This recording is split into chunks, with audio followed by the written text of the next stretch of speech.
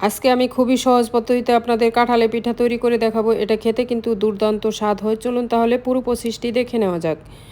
আমি এখানে কিছুটা কাঁঠালের রস নিয়ে নিয়েছি ১ কাপ ময়দা, দিয়ে দিলাম পরিমাণ মতো লবণ, চিনি, তারপরে দিয়ে দিচ্ছি বেকিং পাউডার।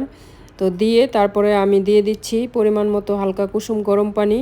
গরম পানি দিয়ে এখন হাত দিয়ে আমি ব্যাটারটা তৈরি করে নিচ্ছি। দেখতে পাচ্ছেন খুবই সুন্দর করে আমি ব্যাটারটা তৈরি করে নিচ্ছি। তো এই তো আমার ব্যাটার তৈরি করা রেডি। আমি এখন চলে যাচ্ছি চুলায়। চুলায় একটি কড়াই বসিয়ে দিয়েছি, দিয়ে দিয়েছি তেল গরম হয়ে গেছে। এখন আমি ছোট একটা চামচের সাহায্যে এক এক করে পিঠাগুলো দিয়ে দিচ্ছি।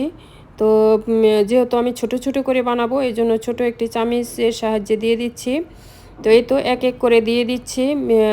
কত সুন্দর ফুলে উঠতেছে। তো এই তো এক এক করে পিঠাগুলো দেওয়া শেষ। এ পর্যায়ে আমি এখন একটা কাঁটা চামচের সাহায্যে উল্টিয়ে দিচ্ছি। তো দেখতে পাচ্ছেন সবগুলো পিঠাই কিন্তু সুন্দর করে ফুলে উঠতেছে।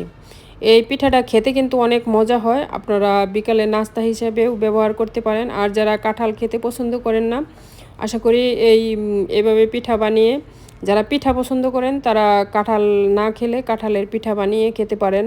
তো এই তো এক এক করে কাঁটা চামচের সাহায্যে আমি সবগুলো পিঠা উল্টিয়ে দিচ্ছি। সবগুলো উল্টানো হয়ে গেছে, দেখতে পাচ্ছেন কত সুন্দর কালার এসেছে। আমি এখন ছাকনার সাহায্যে আমি তেলটা সেপারেট করে নিচ্ছি। এই তো এ পর্যায়ে আমি আবারও একই পদ্ধতিতে সবগুলো পিঠা আমি ভেজে নিচ্ছি। তো এই তো দেখতে পাচ্ছেন এগুলো হয়ে গেছে, এখন আমি উঠিয়ে নিচ্ছি। এতক্ষণ যারা আমার সাথে ছিলেন, যারা লাইক দেন নাই, প্লিজ একটা লাইক দিয়ে দিবেন। আর পিঠাগুলো বানানো কমপ্লিট।